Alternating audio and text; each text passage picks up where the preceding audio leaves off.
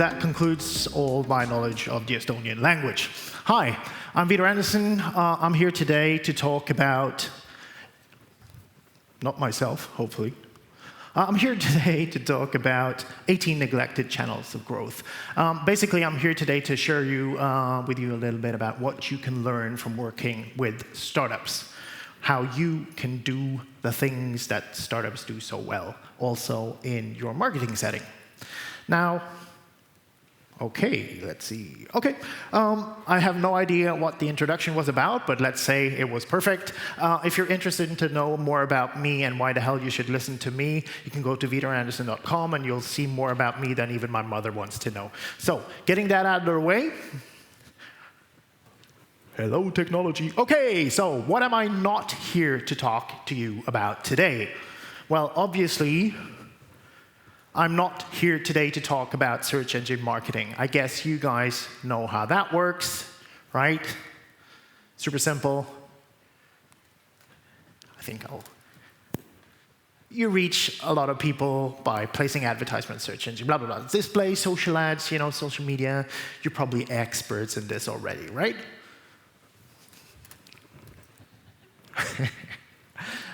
I don't have to teach you about that. You know everything even more than I know, right? Now, search engine optimization, some of you guys probably also know that you don't just land on the search engines without some work. Don't have to teach you about that too. Some of you guys are expert in that too. So, yeah, you're going by. We have Houston. We have a technology problem. Is there any chance of having a different clicker? Because this one seems to have a battery problem. So, yeah, you'd probably go like this, like, how fascinating. I mean, gee, we know all this. All right, thank you. Wow, it works. Thank you very much. Tere. So, that was the wrong word. How about 18 other channels that startups work very successfully to create growth? Well, basically, I'm here today to talk about 3 things. I have 3 messages for you today. Number 1, let's just kick it off. You guys, most of you guys, I think, are very concerned about the top of the funnel, the A in AIDA, or maybe a couple of steps further down. Startups, by the very definition, have to worry about the whole funnel, getting, keeping, growing. If you want to be successful in marketing in the future, if you want to be able to achieve growth like other agencies and other marketers are not, I implore you and advise you to start thinking holistically about the whole get, keep, grow funnel. Because if you want to achieve growth and exceptional growth, it's such a low-hanging fruit today to just start where most other marketers are not thinking. Number 1. Pew. Okay, this one is the same. Let me test it here. Oh yeah, blogs, right? Everybody heard about blogs. Yeah, but what do you mean? What do you mean? What do you mean? Target the less popular blogs, right? Startups cannot afford the tier 10, top 10, tier 1 blogs, right? Look at whatever search engine there is for popular blogs and relevance, and start with the 50 lowest ones. Maybe you don't even have to pay them to place your content on it. Easy, quick wins. Don't target maybe the Molly Ringwalds, maybe the guy in the flannel. Maybe he's not that popular, but he wants to be. Maybe if you give him some content, he'll publish it without even asking for money. Number 2, publicity. Hopefully you know how this works, like classic PR, right? Get the word out there, use traditional media, talk, for instance, to journalists. I mean, I deal with startups on an everyday basis, and I see so many startup people, founders, not being able to properly pitch journalists, right? They don't know how to get the journalists to publish their news items or their stories. But I'm even more surprised when professionals, marketers, don't even know how to properly pitch journalists. Just because you exist doesn't mean that you're interesting, right? Learn how to fucking pitch a journalist. Google it. There's plenty of journalists who wrote extensive blog posts about how they want you to pitch them. Google it. Number 3, use unconventional PR. Just don't be that person that just talks to journalists, right? Do stunts. Do outrageous things. Create stories. And also, here's the thing. Have the customer treat their customers outrageously well. Nothing works better for word of mouth than treating your customers super well. And by the way, as we're trying to recap some time, ask me for examples on how you can do this in the break. Now, you probably know this movie, right? There's a real-world application of using billboards for a very special purpose. Number 4, offline ads. What do you mean offline? What's that? So that's like digital and stuff. Exactly. Print is not dead. Not everything is social media. Not everything is Google. Print still works. TV can work. Radio still works. Try it. 5, content marketing. You guys probably have heard about it. You're probably doing it. But a lot of them just use blogs to spew out stories about the product and how great they are and all sorts of astroturfing. Use your blog to educate your customers, to reach your customers. Use it for inbound marketing. And if you want to know some really great stories, talk to David from HubSpot. I know HubSpot has been great at using their blog for inbound. Email marketing, hey, it's not sexy, but it's not dead. It's actually one of the best performing channels still. Reach and convert customers with email. There's DSGVO, there's this new GDPR, blah, blah, blah, blah. Don't let it scare you. It's still quite valid. It's quite easy to do email marketing legally as well. If you want to know some experts who've been really good at showing the rest of the world how you can gain an insane following with email marketing, look at OkDork, CB Insights, and Copywriting Course. They're market leaders in emails. So another thing, if you're dealing with a customer, if you have an agency, we have developers, use your engineers to build marketing tools. HubSpot also, talk to David, he can tell you about how they built a ranking tool for social media managers to fill their funnel full of people who are social media managers who wanted to rank themselves and test how their efforts online were comparing to their peers. Use your engineers to build marketing tools. Those will acquire customers. Viral marketing, yay! Probably heard about it. It basically means that the users or the customers are marketing for you. There's many, many ways to do it, but there's only one version of viral, and that's Ebola, that actually works just by itself, right? Viral needs work. One just not simply create a viral campaign. It's a lot of work, and there's many types of viral, from referrals to word of mouth and so on and so forth. 9. Biz dev, what the hell does that mean? It means using partnerships to acquire millions of users. Find someone else who can help you, find another business, find another partner that can help you acquire a lot of customers.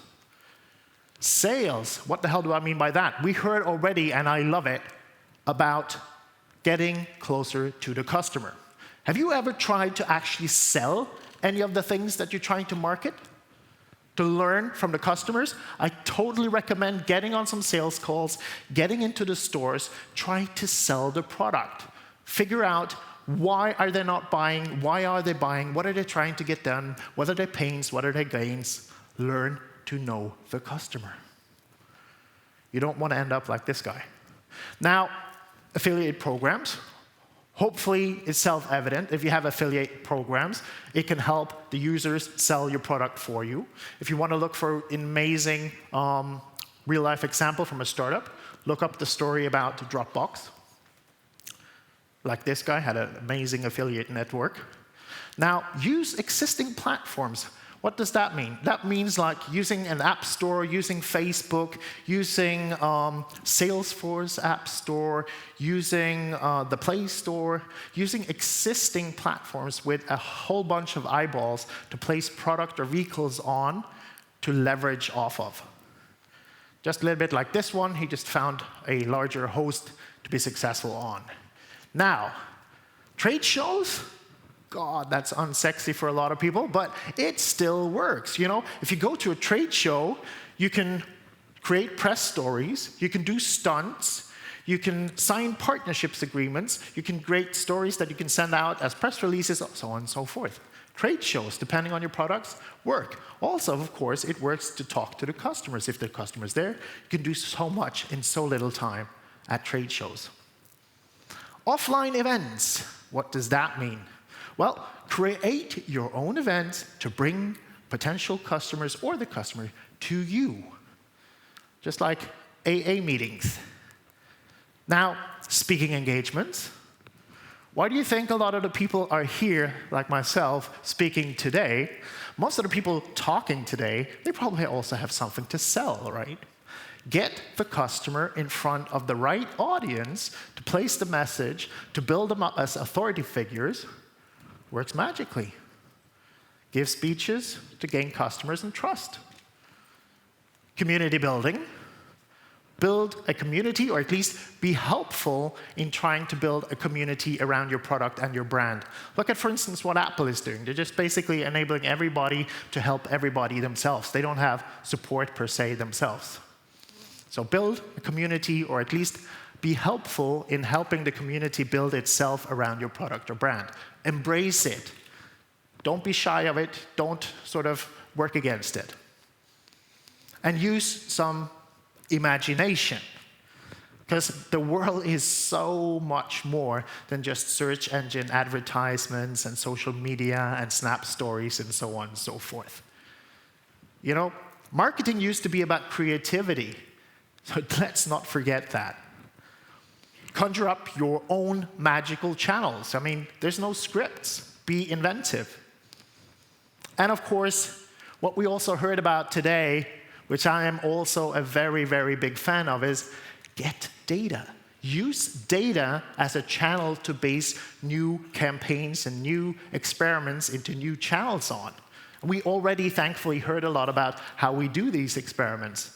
And I will now try to give you another sort of startup kind of framework, how you can actually get hands-on, quick and dirty, have a better qualified version of throwing spaghetti on the wall to see what sticks. So let me just finish with how you can also work the startup way. Introducing the Bullseye framework. If you haven't heard about it, I totally recommend getting the book Traction. It's fantastic. So you know a bullseye, right? There's some concentric rings. Now, start with number one. Think about, brainstorm what's actually possible. In your context, with your customers, what's actually possible. Just put it on some Post-its, put it on the wall. Now, what's possible, you put in the outer ring, right? Ta-ta-ta-ta-ta-ta. Hopefully, after a little while, you'll have a lot of Post-its on the outer ring of what's possible. At least one idea per the 18 channels I just showed you. Number two, what's probable, right? That's a little bit more trickier. We also heard about you have to filter, right? You have to be a little bit more picky about which kind of experiments, which kind of channels you want to try, which will produce the most results. So the next step is evaluating what's probable. Now, you move that to the next inner ring, from the Post-it outside to the inner. Now, how much will it cost to acquire through this channel? How many do we believe that we can acquire totally with this channel? And are these the kind of customers that we want right now? Because it could be that you're very early in a campaign, it could be that you're very late in a campaign. You also have to be very picky about the kind of customers you want to target right now. So define your goals. We already heard about it's super important. We are trying to follow the scientific method, so it's super important that we do define for ourselves what we intend, what we believe, the hypothesis behind why we're doing this. This we do so we can hold ourselves accountable, because there's nothing easier to just do something without first defining a goal and just sort of reverse explaining how it was sort of successful when you have nothing to compare it to. So define your goals in advance. What is the explicit expectation we are working towards before we start experimenting? So we design the experiments to do the tests. Here's an example. There's many more in this. You can also download this afterwards. You don't have to take photos. Now also, if you're in the startup territory, speed is of the essence. Speed is the very definition of startups. You want to get to results as fast as possible. Number 3, now we figure out through the experiments what's working and, of course, what's not. So we move what's working from the second circle into the inner circle, the bullseye. And then we do more of what works, duh, obviously. And then we optimize what works over time. And more importantly, we constantly test more new experiments, new stuff, new channels. Rinse, lather, repeat. This never, ever ends. This iterative scientific process of testing, learning, building, measure, learn from startups, you can use it as well. Hopefully, you'll profit. Thank you very much. That was all I had today. You can connect with me on vidarandersen.com, and I'll be happy to take your questions in the break. Thank you.